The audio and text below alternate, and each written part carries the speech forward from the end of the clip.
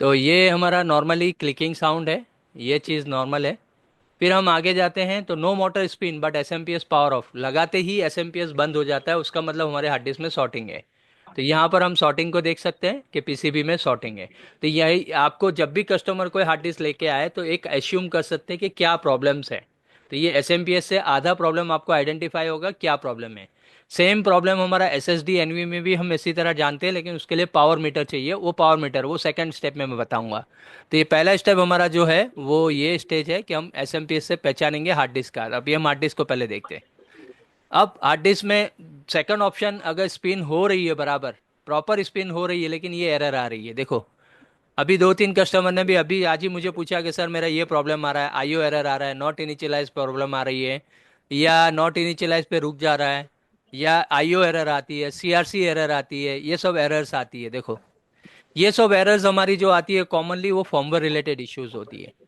अभी नई hard disk जैसा चार्जर पाल्मर ये सब में, नई हार्ड डिस्क में ये सब और एरर्स आती है। ठीक है, तो ये सब जो भी एरर्स है वो हम आपको एमआरटी या पीसी 3000 या डीएफएल से इसको रिलेटेड अगर हेड ओके है तो सॉर्ट आउट करके उसको डाटा निकाला जाता है। आजकल यही चीज़ ज़्यादा प्रॉब्लम्स वाली आती है, फर्मवेयर इश्यूज, वो बहुत इजीली आप कैश निकल जाएगा। फर्मवेयर से सॉर्ट आउट कर सकते हैं, आप ये कर सकते हैं आप। तो ये सर यहाँ से आप कर सकते हैं। Sir question sir. Yes tell me. Sir बोल रहे थे ये फ्रेमवेयर रिपेयर नहीं हो सकता है क्या सर? फर्मवेयर रिपेयर ही करना होता है। इस फर्मवेयर को रिपेयर करने के लिए एक टूल आता है जिसको एमआरटी बोलते हैं या पीसी 3000 बोलते हैं, उसमें उसके मॉड्यूल को रिपेयर करना आता है।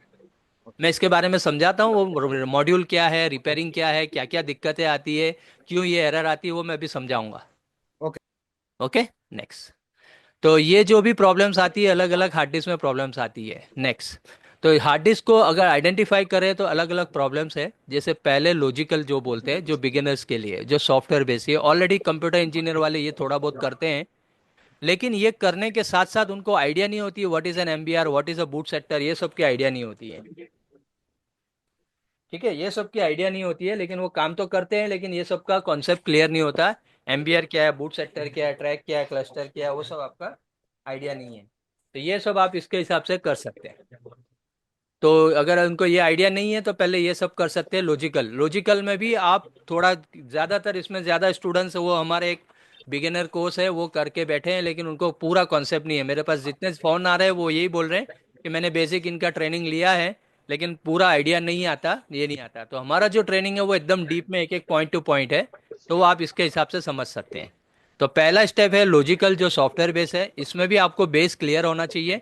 एमबीआर कौन से पोर्शन पे है, बूट सेक्टर कौन से पोर्शन पे है, वो सब आपको क्लियर होना चाहिए। सेकेंड ऑप्शन आती है हार्ड डिस्क में PCB related issues, no power no spin, ये सब प्रॉब्लम्स आती हैं। थर्ड ऑप्शन आता है बेसिक फर्मवेयर। बेसिक फर्मवेयर मतलब जो नॉर्मल टूल आते हैं, एमआरटी पीसी 3000 के अलावा जो सस्ते टूल आते हैं, जो 30-40% काम करते हैं ओल्ड मॉडल में, 80% काम कर रहे हैं, और नए में 20-30% काम करते हैं, वो टूल्स है। फिर एडवांस टूल है, अब जिसका बजट अच्छा है, डाटा रिकवरी में पैसे डाल रहे हैं, वो एमआरटी या पीसी 3000 लेके बड़े लेवल पे काम कर सकते हैं। और फिर लास्ट में आता है फिजिकल टूल्स। फिजिकल मतलब क्लीन रूम, वर्क बेंच, ये सब टूल लेके आप एडवांस, और ये स्टेप बाय स्टेप करो। अगर किसी को डायरेक्ट पूरा लेना है तो कॉम्बो ले सकते हैं, न वन बाय वन जाना है तो पहले ये सीखो, फिर ये करो, स्टेप बाय स्टेप भी जा सकते हैं। एडवांस फॉर्मर में दो मॉड्यूल आते हैं, एक डब्ल्यू डी ज़्यादा प्रॉब्लम्स आती है और सी गेट में भी ज़्यादा प्रॉब्लम्स आते हैं। कौन से प्रॉब्लम्स को कैसा सॉर्ट आउट करना, वो इसमें स्टेप बाय स्टेप आ जाता है। तो ये सब हम यहाँ से प्रॉब्लम सॉर्ट आउट कर सकते हैं। तो ये फिजिकल प्रॉब्लम्स है, ये केस स्टडीज है। अब ये केस स्टडीज भी हमारे पास क्लास में हमने बनाए हैं वीडियोस कि भाई ये प्रॉब्लम्स आया तो इसको इस तरह सॉल्व करना, रोम अनलॉक करना है तो कैसा करना है, यूएसबी टू साटा करना है तो कैसा करना है, ये सब डब्ल्यूडी हर कोर्स के अपने अपने केस स्टडीज बनाए हैं। सब में 5-10 केस स्टडीज बनाए हैं वीडियो के साथ कि भाई हमने ये केस आया था, हमने इसको ऐसा रिकवरी करी। ये केस स्टडीज भी आप खरीद सकते हैं, खरीदना हो तो। केस स्टडी एक हार्ड डिस्क भी आप सॉर्ट आउट कर लेंगे केस स्टडी से तो 5-6 हज़ार रुपये आराम से इजीली अर्न कर सकते हैं। अगर आपको नॉलेज है, खाली टूल से काम नहीं हो रहा है। टूल से 20% काम होगा, अगर नॉलेज होगा तो आप 80% उस टूल को यूटिलाइज कर पाएंगे। ठीक है, तो ये हमारा टूल के बारे में। नेक्स्ट, तो हार्ड डिस्क का 3 टाइप का स्टूडेंट्स है। तो जो भी लॉजिकल कोर्स कर रहे हैं वो फ्रेशर्स इन डाटा रिकवरी है, उनके लिए 3 ऑप्शंस है हमारे। तो इस 3 कोर्स में हमारा पहले से स्टेप चलता है। तो कि पहले आपको हार्ड डिस्क का बेसिक स्टोरेज कैसा होता है वो समझना है। फिर data recovery, detected hard disk, different software कैसे कैसे यूज़ करते हैं। जो डिटेक्टेड हार्ड डिस्क मतलब डिटेक्टेड मतलब जो डिवाइस मैनेजर में डिटेक्ट आती है, उसमें से कैसा फॉर्मेट हो गया, डिलीट हो गया वो। लेकिन अभी नई हार्ड डिस्क में जो फॉर्मेट हो गई वो नॉर्मल आर स्टूडियो से नहीं होगा, मतलब लॉजिकल सॉफ्टवेयर से नहीं होंगे। उसके लिए आपको एम आर टी या पी सी 3000 में इसको T2 करना पड़ता है, ये फॉर्मवेयर में आता है। तो ये सबसे बड़ा काम यही है कि कोई गलती से यूएसबी हार्ड डिस्क आती है उनको फॉर्मेट कर देता है। फॉर्मेट करने के बाद जब आप रिकवरी करने नॉर्मल सॉफ्टवेयर से तो नहीं होगा, क्योंकि उसमें T2 या 190 मॉड्यूल होता है, उसको हमको रिपेयर करना होता है। तो ये सब काम जो होते हैं वो हमारे इससे होते हैं नॉर्मल। तो यहाँ पर जो नॉर्मल सॉफ्टवेयर से कैसा रिकवरी करते हैं, अगर डाटा ओपन नहीं हो रहा है, जैसे अभी एक कस्टमर्स का हार्ड डिस्क हुआ था, उन्होंने स्कैन करा लेकिन वो फाइल नहीं आई। अगर सेक्टर अच्छा है जिसमें डाटा स्टोर है, नॉट 010101 स्टोर करा हुआ है, तो हमारा लॉजिकल स्कैन कर लेगा। लेकिन वो सेक्टर रीड नहीं कर पाएगा तो कोई भी सॉफ्टवेयर कुछ भी नहीं कर पाएगा। तो मैग्नेटिक फील्ड जो रिकॉर्ड है वो आपको निकालना पड़ता है। दूसरा आता है लॉजिकल केस स्टडीज। लॉजिकल मतलब जो सॉफ्टवेयर, इसमें कोई इन्वेस्टमेंट की ज़रूरत नहीं है, सिर्फ कंप्यूटर और बेसिक आपको सॉफ्टवेयर खरीदने पड़ेंगे। वो सॉफ्टवेयर से आप इजीली रिकवरी स्टार्ट कर सकते हैं। तो लॉजिकल पहला स्टेप है लॉजिकल रिकवरी। हमारा जो ऑनलाइन कोर्स जो लॉजिकल रिकवरी के स्टूडेंट्स लेते हैं, उनके एक ही केस में उनका पैसा वसूल हो जाता है अगर आपका नहीं है। या हम रिमोट सपोर्ट भी देते हैं इसमें एक। तो अगर कुछ केस होता है उनको नहीं समझ में आया, तो अगर लॉजिकल से सॉल्व हो जाता है तो हम रिमोटली उनके कंप्यूटर पे पूरा एक्सेस करके पूरा डाटा रिकवरी करके दिया है। ऐसा जो भी स्टूडेंट्स होते हैं, एक केस हमारा रिमोट फ्री रहता है पैकेज में। तो ये हमारा लॉजिकल रिकवरी है, पहला ऑप्शन। फिर हम आगे जाते हैं। तो सेकंड ऑप्शन है Basic logical recovery. If hard disk, memory card, pen drive detect in the BIOS device manager but not shown data, may be partition not found, MBR error, boot sector, formatted, deleted.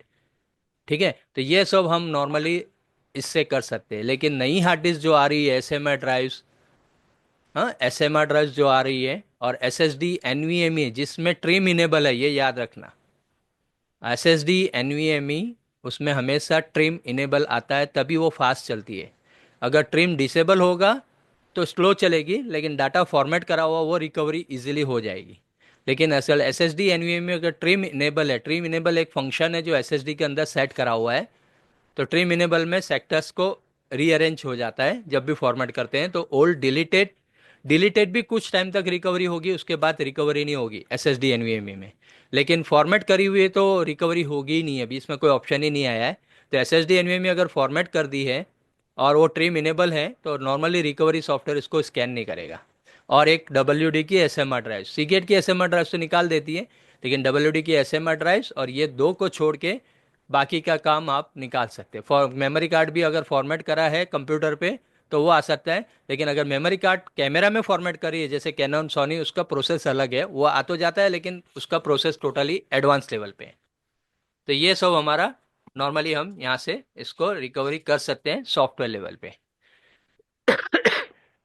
तो question था sir. हाँ बोलो।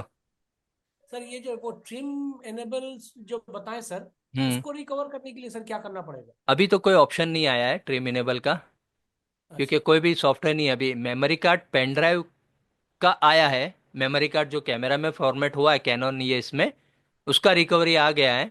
वो हमारे को jumper मार के करना पड़ता है, लंबा प्रोसेस, उससे हम उसको रिकवरी कर सकते हैं। लेकिन उसका बजट भी नॉर्मली 8 से 10 हज़ार के आसपास जाता है। लेकिन ओवरराइट नहीं होना चाहिए मेमोरी कार्ड के लिए, स्क्वैनॉन के लिए। लेकिन S S D N V M E का अभी कोई ऑप्शन नहीं आया ट्रिम इनेबल वाले को निकालने के लिए।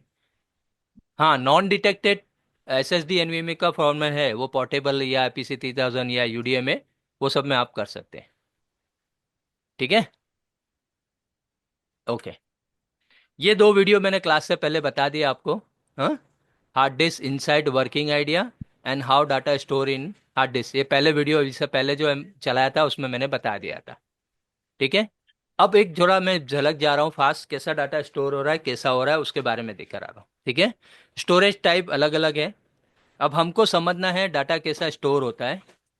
ठीक है, तो ये बेसिक कनेक्शन कितने आयात के है वो सब देख के हम स्टोर करते हैं। ठीक है, तो यहाँ पर हम पहले जाते हैं, एक हार्ड डिस्क की पीसीबी होती है। इस हार्ड डिस्क की पीसीबी का फंक्शन क्या है वो हम समझते हैं।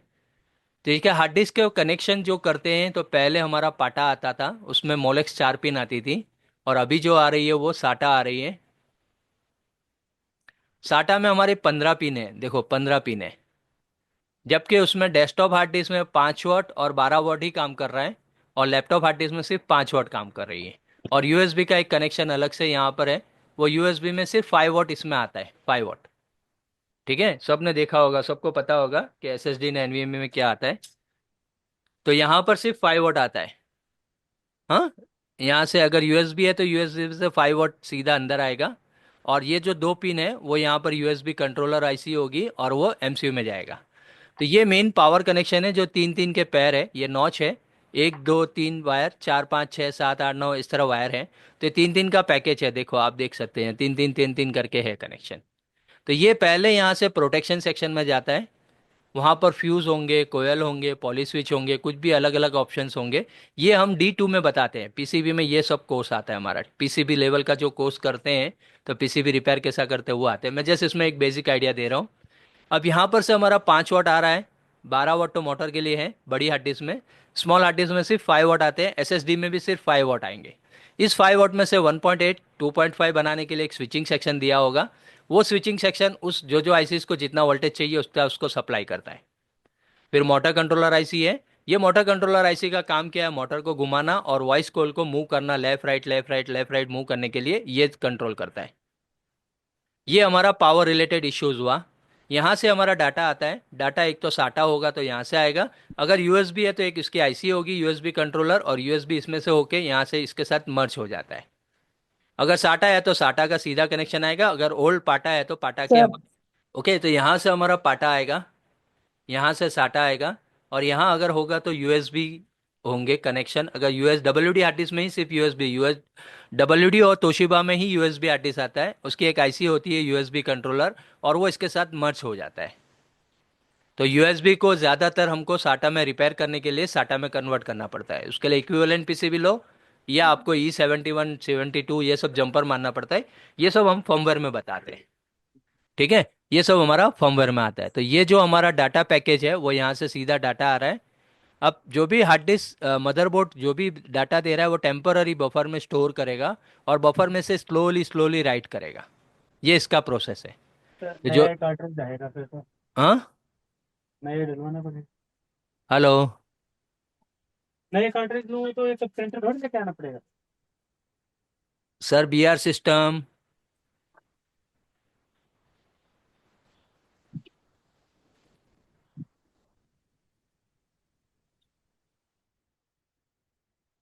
ओके, तो ये यहाँ से जो भी सिग्नल आ रहा है वो यहाँ से सीधा हमारा सिग्नल आ रहा है, और यहाँ से स्लोली स्लोली बाइट राइट करता है। कैसा राइट करेगा वो मैं सेकंड वीडियोस में बताऊंगा।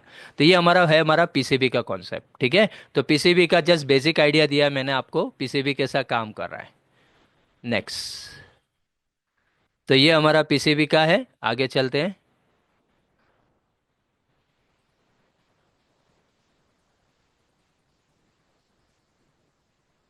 क्लियर कैसा? हाँ,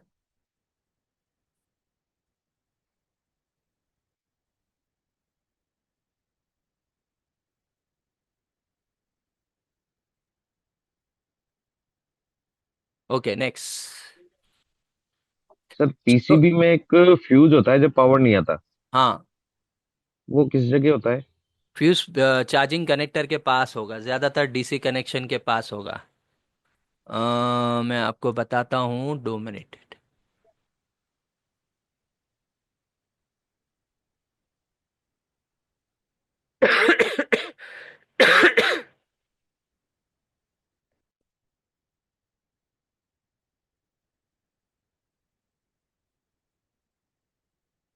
ये हमारा D2 का नोट्स है खाली, जो D2 के स्टूडेंट्स करते हैं उनको ये सब समझाया जाता है। ये सब उसके इलेक्ट्रॉनिक्स है, बेसिक इलेक्ट्रॉनिक्स क्या करना, कैसा कौन से कंपोनेंट से क्या होता है वो सब इसमें समझाया जाता है। तो इसमें खाली एक फ्यूज़ के बारे में बताता हूँ, तो ये हमारा फ्यूज़ है, देखो। ओके, ये हमारा कनेक्टर है। सर सामने सर शो स्क्रीन नहीं पे। हो रहा है सर, हाँ, डिस्प्ले नहीं हो शेयर रहा नहीं हो है। रहा है सर। हुआ? बीट और बाइट्स का ही है। स्क्रीन जो है वो बीट और बाइट्स का ही है सिर्फ। वो स्क्रीन नहीं आ रहा है। आ गया? हम्म। ठीक है। आ गया। तो ये देखो 12 वॉट है, 12 वॉट का फ्यूज होता है ये। और ओके। ये 5 वॉट है, तो 5 वॉट का फ्यूज है। ये सब हमारे D2 के नोट्स में हमने सब समझाया हुआ है, एक एक पीसीबी को, कौन सा ग्राउंड है, क्या है, डायोड का काम क्या है, टीवीएस डायोड दो क्यों दिए हैं, फ्यूज दो दिए हैं। ये सब हमारा कौन सी नंबर की पीसीबी है, वो पीसीबी के हिसाब से इसका कॉन्सेप्ट आता है। ओके। ठीक है। तो ये हमारा डी ठीक है टू सर। में सब इसके स्टेप बाय स्टेप समझते हैं। आप 1 बाय 1 कोर्स करो तो आपको पूरा स्टेप समझ ओके। में आ जाएगा। Okay sir. ठीक है। तो उसमें अच्छे से सब एक एक स्टेप करेंगे ना, एक केस भी आपका सॉल्व हो जाता है तो इजीली आता है। इसका हम्म। एक एग्जांपल भी दिया है, देखो। हाँ, कौन सी चीज़ कहाँ से कनेक्शन जाता है, कैसा उसको आइडेंटिफाई करना। हाँ, कौन से प्रॉब्लम्स है, ये सब अलग अलग प्रॉब्लम्स आती है, ये सब भी मैंने इसमें बताया हुआ है। ठीक है। नेक्स्ट आगे चलते हैं।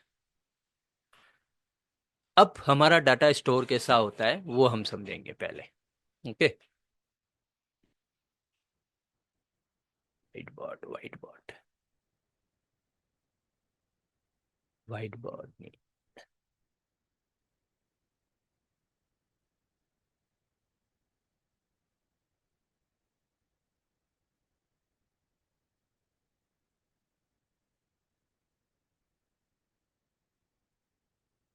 ओके। अब ये नंबर सिस्टम किसको किसको पता है वो बताओ मुझे। Binary number, octal number, hexa number, ये सब क्या होता है? अगर मैं टाइप करता हूँ ABCD तो वो कैसा स्टोर होता है, वो सब हमको जानना है।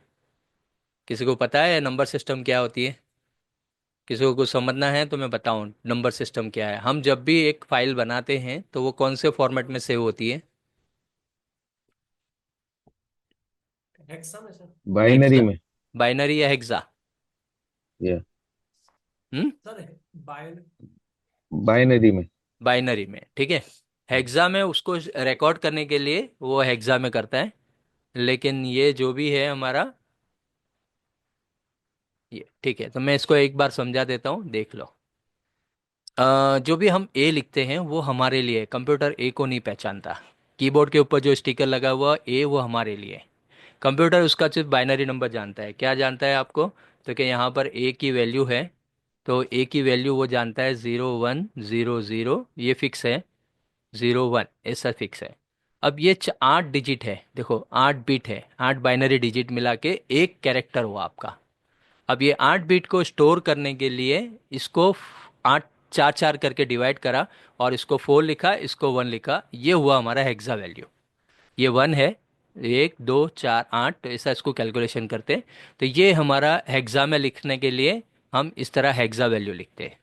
तो अगर मैं कीबोर्ड में जाके, देखो मैं अगर न्यू करता हूँ, यहाँ पर डेस्कटॉप पे जाता हूँ।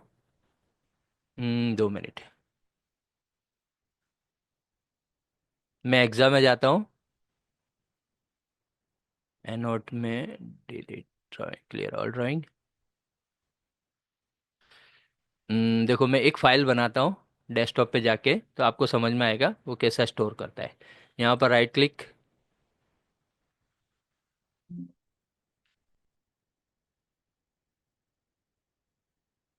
ओके, मैं यहाँ पर एक फाइल बनाता हूँ, right click, new, text document. हाँ, टेक्स्ट मतलब मैं ABCD लिखता हूँ, एंटर। अभी इसमें मेरा कुछ भी नहीं है, मैं सिर्फ कैरेक्टर लिखता हूँ। Small A, capital A, small A, space, Z और कैपिटल Z। ओके। कितने कैरेक्टर हुए? 1 2 3 4 5, कितने कैरेक्टर हुए?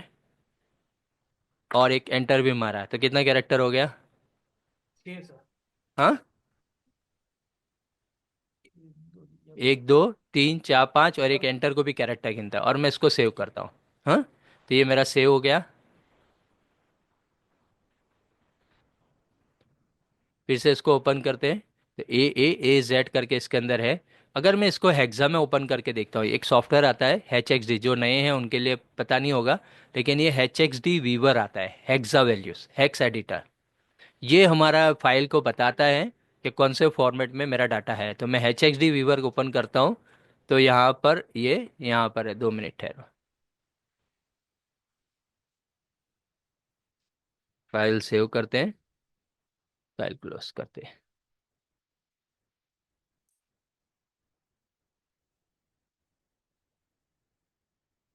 देखो अभी हमने क्या लिखा था, ए, तो ए को काय में मेंशन करा इसने, 41। स्मॉल ए का अलग वैल्यू है, स्पेस का 20 है, 7A है, फाइव ए है, 0 डी है, 0 ए, 2 स्पेस दिया था, फिर 2 एंटर दिए थे, ये सब फॉर्मेट यहाँ पर सेव है। तो ये टोटल कितने कैरेक्टर हुए, 8 कैरेक्टर्स हुए, लेकिन वो हेक्सा वैल्यूज में हुए। और इसको मेंशन करता है ये, तो एच एक्स डी वीवर में हम ये देख सकते हैं कि क्या लिखा हुआ है, क्या है वो उसकी मशीन लैंग्वेज में। तो ये हमारे लिए कंप्यूटर सिर्फ ये जानता है क्या, 41 को, वो हमारा ए नहीं जानता। अगर हमने इंग्लिश लिखा है तो वो आपको इंडिकेट करता है मॉनिटर पे ए, डिकोड टेक्स्ट में। अगर अरबिक है या फ्रांस है या रशिया है तो उनकी लैंग्वेज में लिखा हुआ होगा।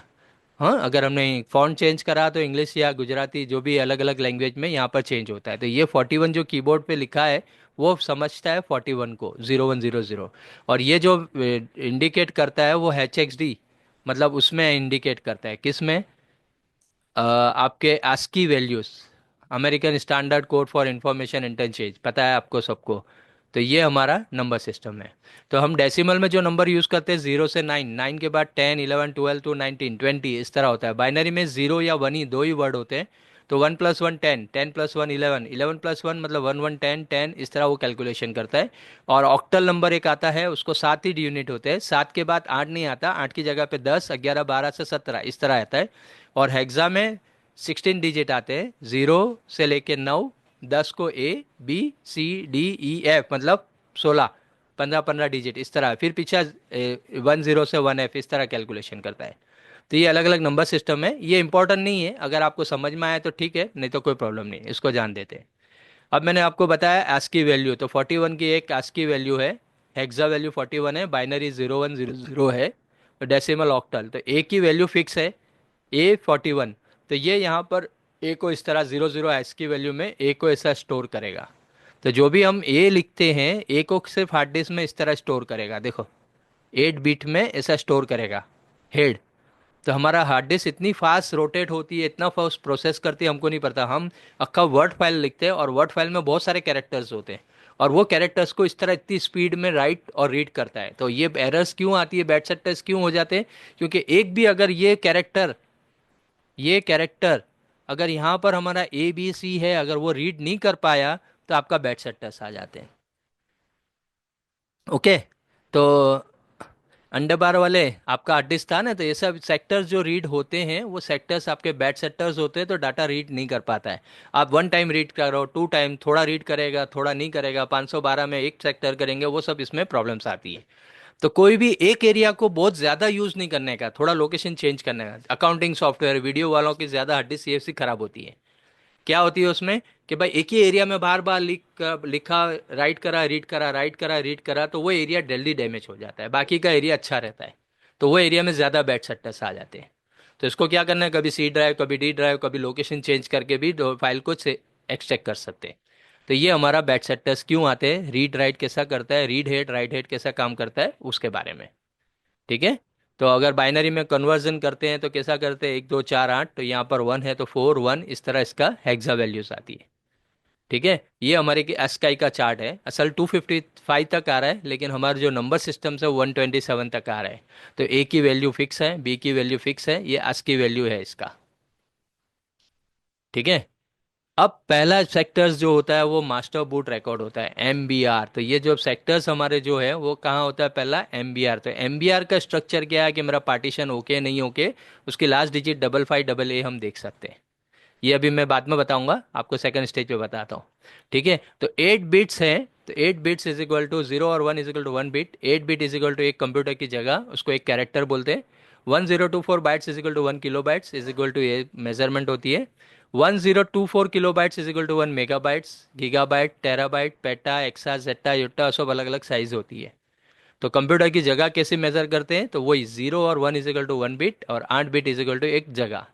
और उसका कैलकुलेशन 1024 क्यों है, क्योंकि 2 multiply by 2 multiply by 2 calculation के हिसाब से 1024 आता है 8 बिट। ये थोड़ा मैं फास्ट में जा रहा हूँ, लेकिन फिर से आप जब जब कोर्स करेंगे तो स्टेप बाय स्टेप पूरा एक्सप्लेनेशन आएगा। अब अभी प्लेटर मेरा बहुत बड़ा है, प्लेटर में डाटा स्टोर होता है, जो भी डाटा स्टोर होता है वो प्लेटर में, वो बहुत बड़ा है। तो उसको हम लोग डिवाइड करते हैं, कैसा डिवाइड करते हैं, तो कि उसको ट्रैक बनाया है। ये ट्रैक तो हम छोटे छोटे बना रहे हैं, लेकिन 1 लाख 2 लाख भी ट्रैक होते हैं। तो ये हमने खाली ड्राइंग के लिए प्लेटर के ऊपर ट्रैक बनाया। ये ट्रैक भी बहुत ज़्यादा है, तो उसको सब डिवाइड करा किससे, सेक्टर से। ठीक है, तो सेक्टर्स के डिवाइड करा, तो ये एक हमारा एक ब्लॉक्स हुआ। एक ब्लॉक्स को भी अभी हम देखेंगे यहाँ से, तो यहाँ से आप देख सकते हैं, तो एक ब्लॉक भी, इसको जब जूम करते हैं, इसको जूम करते हैं, तो यहाँ पर बिट रिकॉर्डिंग होता है, देखो ये ब्लू जूम जूम करके देखा है। तो ये हमारा एक एक ब्लॉक्स है। ठीक है, तो ये हमारी हार्ड डिस्क के अंदर जो भी डाटा होता है वो यूजर्स एरिया होता है, एक एक सर्विस एरिया होता है। हार्ड डिस्क के प्लेटर के अंदर दो भाग होते हैं, एक यूज़र जो यूज़ करता है वो, और एक कंप्यूटर जब मैन्युफैक्चर करता है तब थोड़ा इन्फॉर्मेशन इसमें डालता है, उसको बोलते हैं सिस्टम एरिया। तो प्लेटर में ज़्यादा यूज़र तो हमारा 1 TB हार्ड डिस्क होती है, तो 900 समथिंग हमारा यूज़ के लिए होता है, और 200-300 MB हमारे रिजर्व एरिया रहता है। तो वो हमारा form system area, reserve area, service area, negative cylinder, firmware, जहाँ पर फर्मवेयर की फाइल होती है। फर्मवेयर की फाइल मतलब उसका मॉडल नंबर, उसका सीरियल, कितने हेड है, कितने बैट सेटर्स की फाइल, प्लस कितने ये स्मार्ट डाटा, ट्रांसलेटर टेबल, ये सब हमारा सर्विस एरिया में मैन्युफैक्चर के टाइम पे यहाँ पर डाटा होता है। ठीक है, तो ये यूजर्स एरिया है। तो यूजर्स एरिया कितना है और सर्विस एरिया कितना है, वो चीज़ यहाँ बताई है। ठीक है, तो ये हमारे जैसे लैपटॉप स्टार्ट होता है तो लैपटॉप में एक बायोस होता है जिससे लैपटॉप बूट होता है। अगर वो बायोस खराब होता है तो लैपटॉप चालू ही नहीं होगा, नो डिस्प्ले आएगा। इसी तरह हार्ड डिस्क का भी एक फर्मवेयर होता है जो एक रोम में सेट होता है और बाकी रिजर्व एरिया में सेट होता है। तो पहले रोम क्या करता है, हार्ड डिस्क को घुमाता है, हेड को मूवमेंट देता है, बाकी का डाटा यहाँ से रीड करता है। अगर इसमें कुछ दिक्कत आती है तो हमारा आईओ एरर आती है, नॉट इनिशियलाइज एरर आती है, एस सिस्टम एरर आती है। ये जो एरर आती है वो इस फर्मवेयर की वजह से आती है। तो ये फर्मवेयर को रिपेयर करने के लिए हमको स्पेशल टूल चाहिए, एमआरटी। तो ये एमआरटी में हम करते हैं। तो इसका पार्ट 1 क्या है, रोम का 1 MB या 2 MB का डाटा रोम में होता है, और बाकी का जो डाटा है होता है वो हमारे सर्विस एरिया में, जिसको बोलते हैं रिजर्व एरिया। तो ये रिजर्व एरियाज में भी कुछ डाटा भरा हुआ होता है, उस रिजर्व एरिया के हिसाब से यहाँ लिंक होने के बाद ये रोटेट करता है और यहाँ से बाकी का डाटा को रीड करता है। अगर हेड डैमेज है, यहाँ से बाकी का डाटा नहीं आया, तो हार्ड डिस्क स्पिन डाउन हो जाती है। अगर यहाँ पर डाटा नहीं है तो स्पिन प्रॉपर होती है लेकिन एरर आती है। ये सब फर्मवेयर में हमको रिपेयर करना होता है, इसको बोलते हैं सर्विस एरिया। तो पार्ट 1 का काम क्या है, हेड को मूव करना, हेड को वहाँ रीड करना, और रोम मॉड्यूल का ये सब पोजिशंस कर सकते हैं। अब सर्विस एरिया में क्या क्या फाइल होती है, zone table, head number, model number, P list, smart, bad sector, translator, ये सब फाइल हमारी सर्विस एरिया में होती है। ठीक है, और एक टेबल होता है हमारा translator table. Translator table LBA CHS, ये अभी समझ में नहीं आएगा, ये आप कोर्स करेंगे तो LBA क्या, CHS क्या। ज़्यादातर firmware related issues data read नहीं करता है, वो ट्रांसलेटर टेबल के हिसाब से होता है। ट्रांसलेटर टेबल डैमेज होता है तो आपका डाटा ओपन नहीं होता, उसको रिपेयर करना पड़ता है फर्मवेयर में, MRT या PC3000 में, और उसको हम डाटा को रिट्राई कर सकते हैं। ठीक है, यहाँ पर 0 हेड, 1 हेड, 2 हेड, एक प्लेटर, 2 हेड है ऊपर नीचे। तो ये रीड करता है, पूरा हेड को एड्रेस दिया जाता है, वहाँ पर से डाटा पूरा रीड होता है। तो ये एड्रेस कैसा बनाता है, तो कि हर सिलेंडर्स को एक एक एड्रेस दिया जाता है, हर ब्लॉक्स है, जितने भी ब्लॉक्स है सबको एक एड्रेस दिया है, CHS और LBA एड्रेस दिया, और उस एड्रेस के हिसाब से डाटा को रीड करता है। और जो भी हमारा डाटा ये है, जो भी ब्लॉक्स है, उसको हम इस तरह अरेंज करते हैं। तो पहला हमेशा जो ब्लॉक्स होता है वो मास्टर बूट रिकॉर्ड है। मास्टर बूट रिकॉर्ड मतलब यहाँ पर बूट सेक्टर्स है, पार्टीशन है। ओके, और पहला जो बूट सेक्टर होगा वो 2048 या 32768, दूसरा पार्टीशन C कहाँ खत्म हो रहा है उससे दूसरा पार्टीशन तीसरा, इस तरह सबको ब्लॉक्स डिवाइड कराएं। ओल्डर में सिर्फ MBR था, अभी नए में GPT पार्टीशन भी आने लगे। GPT में 128 पार्टीशन बना सकते थे, उसको ब्लॉक यहाँ से यहाँ दिया है। ठीक है, ये हमारा ब्लॉक्स है। तो पहला हमारा 0 सेक्टर्स है, फिर GPT पार्टीशन है, और पहला जो सेक्टर्स है वो 2048 से स्टार्ट होगा, और अभी जो नई हार्ड डिस्क है उसमें 32768 से स्टार्ट होगा। C की साइज़ कितनी है वो छोड़ के D का स्टार्ट होगा और यहाँ लास्ट में होगा। तो ये जो 0 सेक्टर्स है उसमें MBR की डिटेल है, मास्टर बूट रिकॉर्ड के कितने पार्टीशन है क्या है वो सब डिटेल है। MBR में कितने पार्टीशन है वो MBR यहाँ से GPT में ले जाता है, एक पार्टीशन, दो पार्टीशन, ऐसे करके पार्टीशन की डिटेल यहाँ से ले रहा है। तो जब भी ये MBR करप्ट होगा, आपका डाटा ओपन नहीं होगा, उसको हमको RStudio से स्कैन करके हम निकाल सकते हैं। या बूट सेक्टर खराब है तो भी C ड्राइव की फाइल नहीं खुलेगी। तो ये हम सॉफ्टवेयर लॉजिकल में इजीली कवर कर सकते हैं। यही चीज़ है, C ड्राइव है, उसका पहले बूट सेक्टर है, उसकी MFT फाइल्स है, डाटा फाइल्स है। बूट सेक्टर है, MFT फाइल्स है, डाटा फाइल्स है, ये सब अलग अलग फाइल्स आएगी। तो ये MFT क्या होता है, तो MFT हर फाइल्स की 2-2 सेक्टर या 3-3 सेक्टर के ब्लॉक्स होते हैं। अगर MFT करप्ट हो गया तो आपका डाटा ओपन नहीं होता, क्योंकि उसमें लोकेशन कब बनी है, कब क्या करा, वो एमएफटी के हिसाब से होगी। ठीक है। तो हार्ड डिस्क जब भी डाटा रिकवरी का कोर्स करते हैं तो उसमें स्टेप बाय स्टेप पहले हार्ड डिस्क करो, फिर एसएसडी, फिर pen drive, memory card, step by. Normally there are 4 problems हैं। एक तो लॉजिकल प्रॉब्लम्स है, पीसीबी है, फॉर्मवेयर रिलेटेड इश्यूज है, या फिजिकल डैमेज है। जैसे यहाँ हम दिखाते हैं तो क्या लॉजिकल रिलेटेड क्या क्या प्रॉब्लम्स आती है, तो हार्ड डिस्क डिटेक्शन में आती है डिवाइस मैनेजर में, बट दिखाती नहीं है, फॉर्मेटेड, डिलीटेड, ये सब प्रॉब्लम्स हमारा सॉफ्टवेयर बेस है। फॉर्मवेयर रिलेटेड में हार्ड डिस्क स्पिन हो रही है लेकिन कुछ डिटेक्शन में नहीं आ रही है, ये सब प्रॉब्लम्स है इसमें। पीसीबी में क्या होता है कि नॉट स्पिन है, जिसमें ये सब प्रॉब्लम्स है हमारे। और फिजिकल में ये प्रॉब्लम्स आती है, हार्ड डिस्क स्पिन है बट टिक टिक आवाज़ आ रही है, उसमें ये सब प्रॉब्लम्स है। तो ये हमारे लॉजिकल, पीसीबी और फिजिकल में अलग अलग प्रॉब्लम्स आती है। ठीक है। Before this we are explain how the hard disk work, hard disk कैसा काम करता है वो। पहले हार्ड डिस्क आए तो पहले डिवाइस मैनेजर में लगाओ, अगर मॉडल नंबर, सीरियल नंबर दिखा रहा है तो मतलब हमारा फर्मवेयर ओके है, एमबीआर या बूट सेक्टर की प्रॉब्लम है। अगर नहीं दिखा रहा है तो फर्मवेयर में जाके हमको उसको कनेक्ट करना है। अगर नो स्पिन, क्या क्या प्रॉब्लम्स आ रही है, वो बिल्कुल स्पिन नहीं हो रही है तो पीसीबी खराब हो सकती है, हेड स्टक हो सकता है, ये सब हमारा अलग अलग प्रॉब्लम्स है। ठीक है। तो डिवाइस मैनेजर में ये स्टेटस है। नेक्स्ट, एसएसडी एनवीएमई में भी क्या होता है, एसएसडी में एक कंट्रोलर होता है और ये हमारे नैंड चिप है। नैंड चिप मतलब प्लेटर, एक प्लेटर, दो प्लेटर, तीन प्लेटर, चार प्लेटर, इस तरह डाटा स्टोर होता है और ये कंट्रोलर है। तो जो भी नैंड पे हमारा डाटा स्टोर होता है वो कंट्रोलर के हिसाब से डाटा स्टोर होता है। ठीक है। इसमें भी प्रॉब्लम आती है नॉट इनिशियलाइज, ये अगर शॉर्ट पिन करके देखते हैं तो 2 GB, 1 GB, 1 MB, 2 MB दिखाएगा। तो ये प्रॉब्लम हमारी एस एस डी एनवीएमई में आती है। ठीक है। ये नैंड चिप और कंट्रोलर चिप, ये सब हमारी अलग अलग कंट्रोलर चिप की चिप है। इसके कुछ हमारे क्वेश्चन आंसर होंगे, अगर आपने हमारा D1 का कोर्स करते हैं तो फिर हम क्वेश्चन आंसर, रिविजन्स और केस स्टडीज़ भी शेयर करेंगे। तो ये हमारा पूरा यहाँ तक का एक हमारा बेसिक इंट्रोडक्शन था। तो ये नंबर सिस्टम्स ने ये सब जो भी है हमारा इस तरह बेसिक्स है।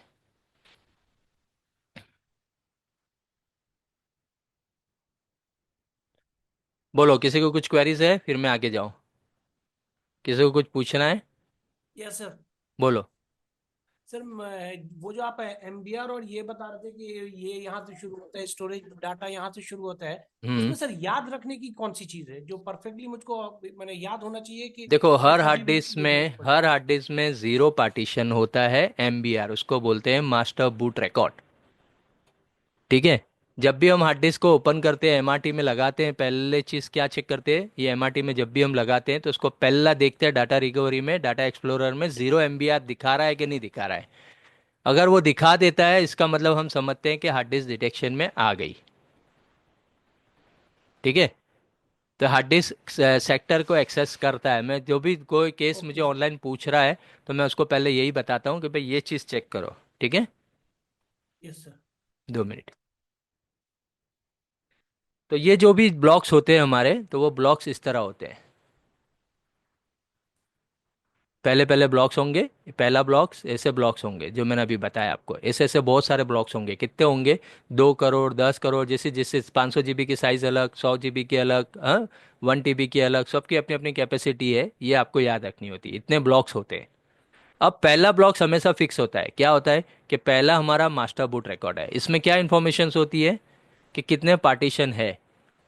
ओल्ड मॉडल 1 TB के बिलो हार्ड डिस्क थी, उसमें खाली एमबीआर ही आता था, जीपीटी नहीं आता था। आपको पता है ना जीपीटी और एमबीआर क्या है, किसको नहीं पता है। सर एक बार एक्सप्लेन कर दीजिए ना सर। हाँ, एमबीआर ये मास्टर बूट रिकॉर्ड होता है जिसमें एक लिमिट थी कि 4 पार्टीशन से ज़्यादा नहीं बना सकते थे और 2 TB के ऊपर नहीं चल पोर्ट देता था। हाँ, और इसका एक ही ब्लॉक यूटिलाइज करता था, वो ब्लॉक क्या था हमारा, 512 बाइट्स का ब्लॉक्स यूज़ करता था। ठीक है। अब इसके बाद कोई नई टेक्नोलॉजी आई, जीपीटी। जीपीटी में कितने पार्टीशन बना सकते हैं, 128 पार्टीशन बना सकते हैं, और उसके 32 ब्लॉक्स अलग से दिए हैं, और एक ब्लॉक्स में 4 पार्टीशन की इंफॉर्मेशन दी है कि 4 पार्टीशन का रिकॉर्ड कर सकते हैं। लेकिन एमबीआर के बाद अगर जीपीटी है तो एमबीआर से फिर जीपीटी पे जाता था, और एमबीआर होता था तो एमबीआर सिर्फ रिकॉर्ड करता था कि यहाँ से इतना पार्टीशन इसको देना है, सी ड्राइव को, यहाँ से इतना डी को देना है, इतना ई को देना है, ऐसा अलॉट कर देता था। तो वो मास्टर बूट रिकॉर्ड है, ये मेन इंपॉर्टेंट है। अगर ये करप्ट हो जाता है तो वो क्या करता है, वो फिर सेक्टर को, एक एक को सेक्टर को ढूंढ के फाइल ढूंढता है कि भाई ये फाइल मिली, ये फाइल मिली, ये ड्राइव मिला, ये पार्टीशन मिला, इस तरह ढूंढता है वो। तो पहला ऑप्शन हमारा मास्टर बूट रिकॉर्ड ओके होना चाहिए, तो ही वो बाकी का सर्च करेगा, नहीं तो नहीं करेगा। ओके, बोलो। तो मास्टर बूट रिकॉर्ड समझ में आया? तो मास्टर बूट रिकॉर्ड वो क्या काम करेगा, आपको एक रिकॉर्ड को सेव करके बताएगा। अब कुछ फर्मवेयर टूल्स, महंगे वाले टूल्स बताता हूँ मैं आपको। तो क्या टूल्स महंगे हैं? तो सबसे एक अच्छी कंपनी का टूल आते हैं PC3000, आपने नाम सुना होगा। अभी कितने लोग को ऐसा बोलते हैं कि PC3000 ले लो तुम्हारा सब काम हो जाएगा, थोड़ा हार्ड रहता है। PC3000 बहुत कॉस्टली है, उसका हर ईयरली मेंटेनेंस भी बहुत लंबा बजट रहता है। अगर आप एक्सपर्ट है सर आपके पास। अप्रोप्रिएट कितना होगा सर? हाँ, अप्रोप्रिएटली कितना होगा सर? अब आप यूडीए में ले रहे हैं कि पोर्टेबल, उसके ऊपर डिपेंड करता है। तो अगर यूडीए में ले रहे हैं तो 5 से 6 लाख का होता है, और ईयरली आपको 1.5 लाख रुपये उसको अपग्रेडेशन चार्ज देना पड़ता है। अगर आपके पास बहुत अच्छा काम है, ज़्यादा काम है, आप उसको उतना रिकवरी कर सकते हैं, तो आप PC3000 लो।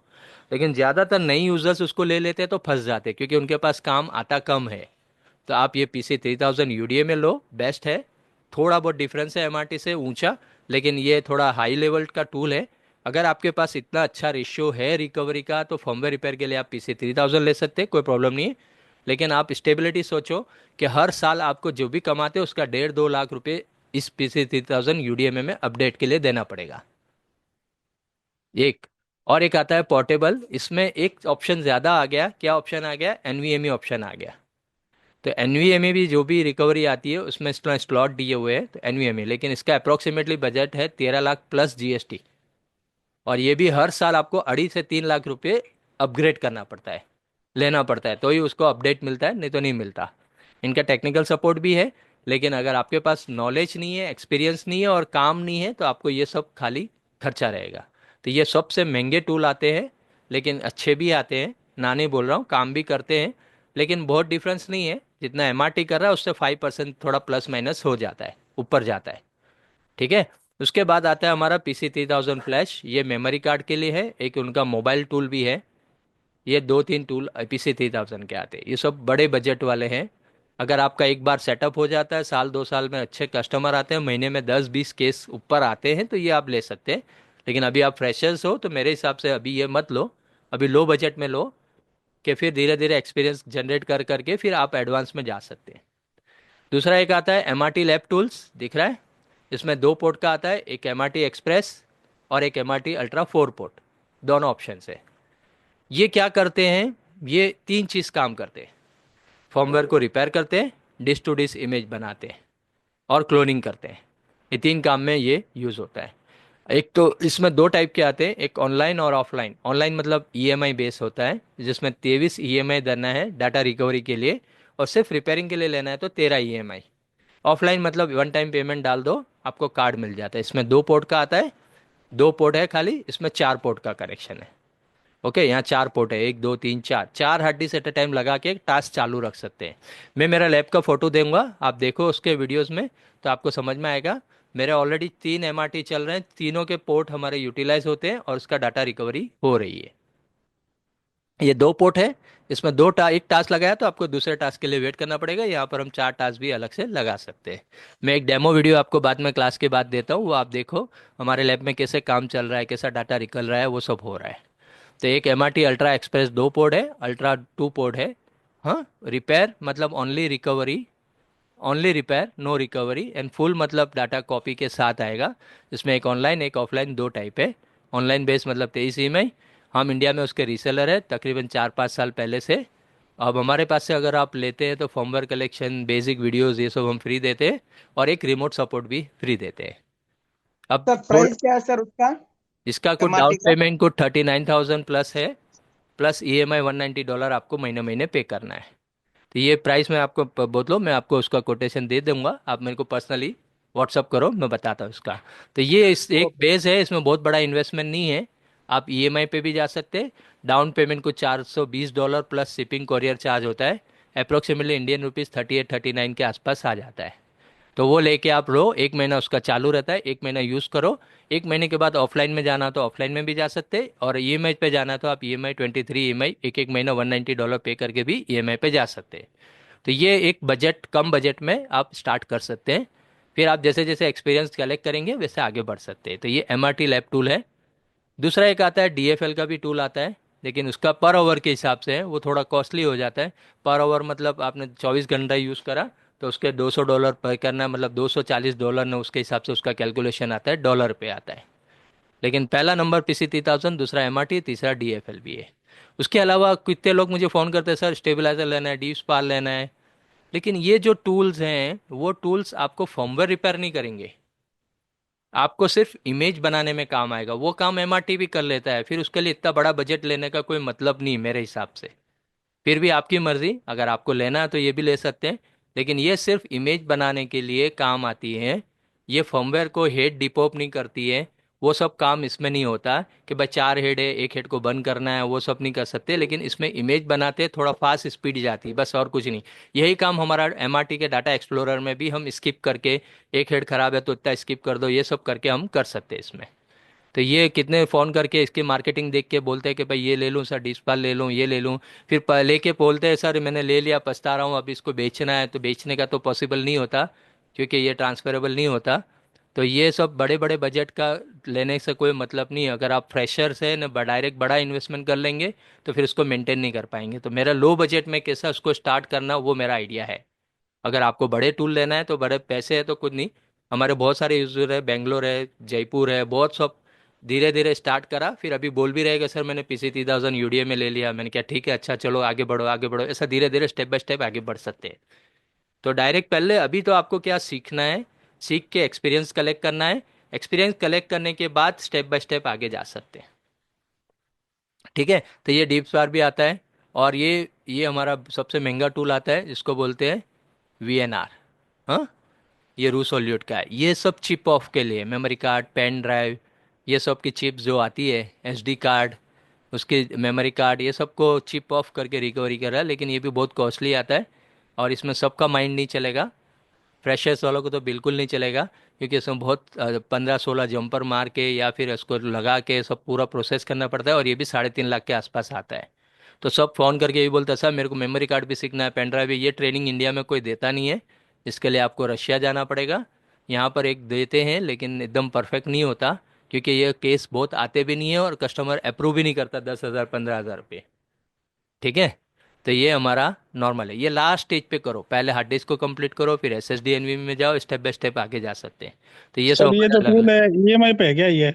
हाँ रीसोल, ये जो रीसोल टूल है हाँ, ये ईएमआई पर है क्या अवेलेबल? नहीं ये EMI पे नहीं दे रहे, VNR है अच्छा, ये। ओके ये ओके VNR है, लेकिन ये लेने से पहले उसका कॉन्सेप्ट क्लियर करो, क्योंकि इसके एक एक कन्वर्टर बहुत महंगे आते हैं। हाँ, कितने एक दो ने लिए हैं तो वही कहते सर कन्वर्टर ही हमारे 3 लाख के पड़ गए, और फिर कुछ रिकवरी नहीं हो रही, ये नहीं हो रही है। क्योंकि एक्सपर्ट लोग जो करते हैं वहाँ दे देने का, अगर ऐसा है तो। ठीक सर है, ये MRT EMI में ले सकते हैं क्या? हाँ वही MRT EMI पे आ जाता है। ये है ना, डाउन पेमेंट को 39-40,000 से स्टार्ट करके। लेकिन कोई भी टूल लो, जैसे अभी बड़ी गाड़ी ले रहे हैं आप, लेकिन उसका मैनुअल नहीं है, आपको कुछ समझ नहीं है, तो उसका फुल यूटिलाइज नहीं कर पाएंगे। नहीं, बात तो सही है सर। तो पहले जो भी टूल ले रहे हैं तो उसको पहले समझो अच्छे से, उसका कॉन्सेप्ट करो और टूल सामने रखो और उसके हिसाब से प्रैक्टिस करो। हम तो स्टूडेंट को यूं ही बोलते हैं कि जो भी चीज़ सीखना है पहले सीखो, फिर स्क्रैप हार्ड डिस्क लो, उस पर प्रैक्टिस करो, उसको हेड रिप्लेसमेंट करो, वो सब करो, उसके बाद फिर कस्टमर के ऊपर जाओ। अभी एडवर्टाइज मत करो, क्योंकि फर्स्ट इंप्रेशन बेस्ट इंप्रेशन होता है। तो अगर कस्टमर को बता दिया इसलिए मैं सीख रहा हूँ कर रहा हूँ, तो फिर थोड़ा वो जल्दी डाइवर्ट हो जाएगा। तो आप पहले कॉन्फिडेंस जनरेट करो, फिर धीरे धीरे कस्टमर का काम करते रहो। बहुत अच्छा है इसमें सोर्स, एक एक टास्क में आराम से निकल जाता है आपको। और किसी को कुछ क्वेरीज है तो बोलो।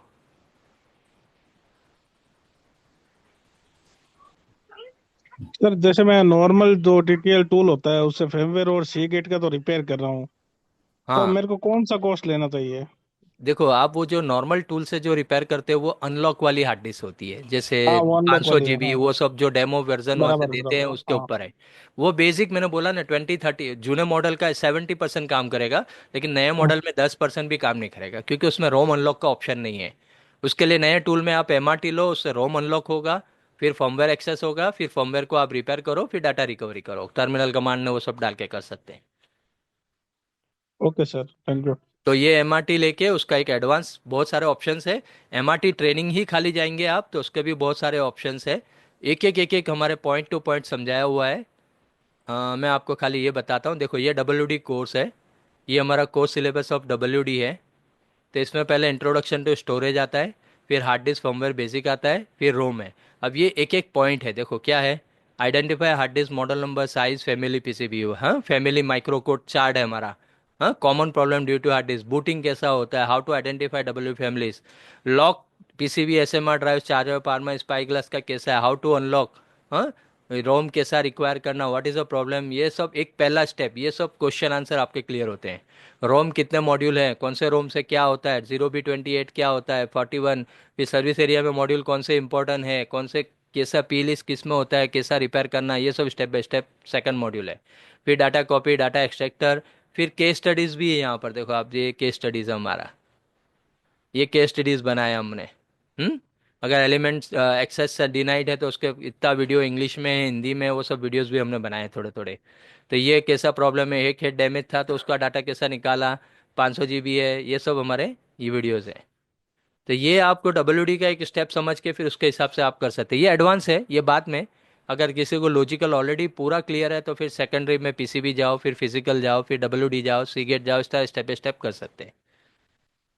तो ये हमारा पैकेज है। अगर वो एकदम फ्रेशर्स है, उनको अगर लॉजिकल कर रहे हैं तो यहाँ पर आपको अगर एनरोल करना है तो कर सकते हैं। तो लॉजिकल जो कोर्स है वो हमारा 5000 रुपीज़ है। उसमें एक रिमोट सपोर्ट और फर्मवेयर कलेक्शन वो सब हम फ्री दे देंगे। तो वो आपको यहाँ से ले सकते हैं। अगर उसको जूम क्लास में भी ज्वाइंट होना हो तो कल से मैं बेसिक बताऊंगा सॉफ्टवेयर से कैसा रिकवरी करना है। उसको ऑनलाइन एक्सेस भी दूंगा, तो ऑनलाइन एक्सेस लेके आप उसको पूरा कर सकते हैं। तो लॉजिकल करना है जिसको लॉजिकल करो। एक दूसरा आएगा, उसके बाद पीसीबी आएगा। थर्ड 3-4 दिन के बाद पीसीबी का भी कोर्स आएगा। फिर डब्ल्यूडी सीगेट भी ऑनलाइन नेक्स्ट मंडे से चालू होगा।